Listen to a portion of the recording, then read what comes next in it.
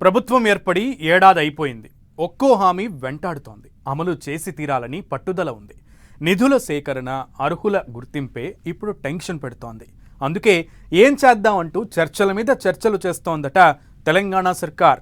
రైతు కూలీలకు ఏడాదికి 12,000 ఆర్థిక సాయం కోసం లబ్ధిదారులను గుర్తించడం ఎలా, ఎవరెవరిని అర్హులుగా ఎంపిక చేయాలి, ఏ ప్రాతిపదికన రైతు కూలీలకు సాయం ఇవ్వాలి, ఇప్పుడు ఇవే ప్రశ్నలు తెలంగాణ సర్కార్ను కలవరపెడుతున్నాయట.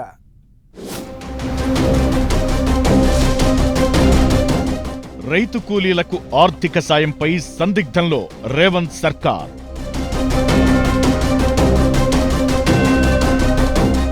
అర్హులైన రైతు కూలీలను గుర్తించడం ఎలా అని కసరత్తు. ఉపాధి హామీ కూలీలందరినీ రైతు కూలీలుగా గుర్తిస్తారా? భూమి లేని రైతు కూలీలకు ఏడాదికి 12,000 రూపాయల ఆర్థిక సాయం అందిస్తామని ఎన్నికలప్పుడు హామీ ఇచ్చింది కాంగ్రెస్ పార్టీ. అధికారంలోకొచ్చి ఏడాదైపోయింది. రేవంత్ ప్రభుత్వం రెండో ఏడాదిలోకి అడుగుపెట్టింది. దీంతో సంక్రాంతి కానుకగా రైతు భరోసా ఇంప్లిమెంట్ చేయాలని భావిస్తున్నారు. అదే సమయంలో భూమి లేని రైతు కూలీలకు ఆర్థిక సాయం అమలుపై రేవంత్ సర్కార్ కసరత్తు చేస్తోంది. ఒక్క ఎకరా కూడా వ్యవసాయ భూమి లేకుండా కూలీ పనులు చేసుకుని జీవిస్తున్న అత్యంత నిరుపేదలకు ఆర్థిక సాయం చేసే పథకాన్ని ఈ నెలలోనే ప్రారంభించేందుకు సన్నాహాలు చేస్తున్నారు.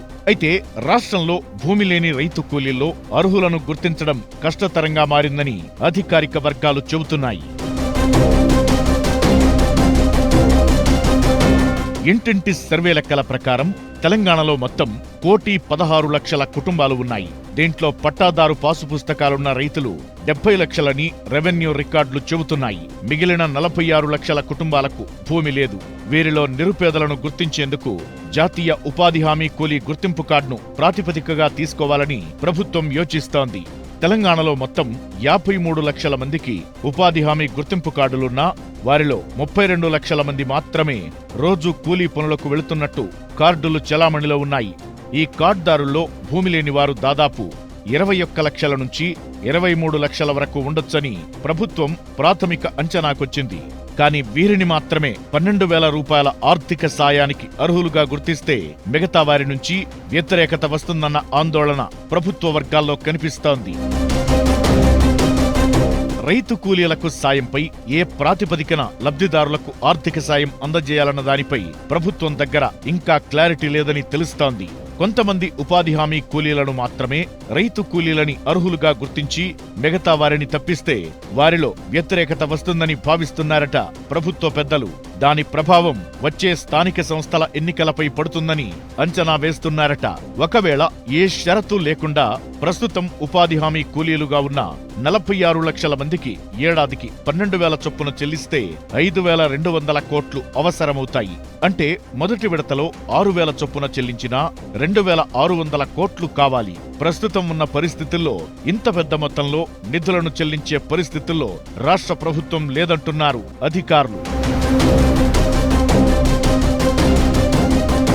అలా కాదని ఉపాధి హామీ పనులకు వెళుతున్న 23 లక్షల మందికి 12,000 చొప్పున చెల్లిస్తే 2,700 కోట్ల రూపాయలు కావాల్సి ఉంటుంది.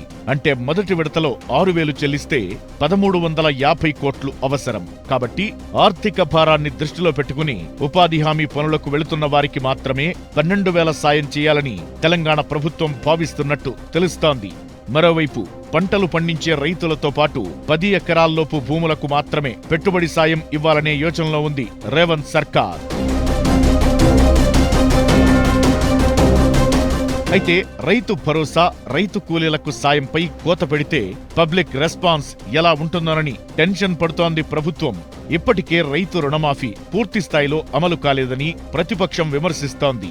ఇది కోతల ప్రభుత్వమని ఇప్పటికే అపోజిషన్ అటాక్ చేస్తోంది. ఈ నేపథ్యంలో రైతు భరోసా, రైతు కూలీలకు సాయంపై కసరత్తు చేయడంలో బిజీగా ఉందట తెలంగాణ ప్రభుత్వం. చూడాలి మరి ప్రభుత్వం గైడ్ లైన్స్ రిలీజ్ చేసిన తరువాత పబ్లిక్ రెస్పాన్స్ ఎలా ఉంటుందో.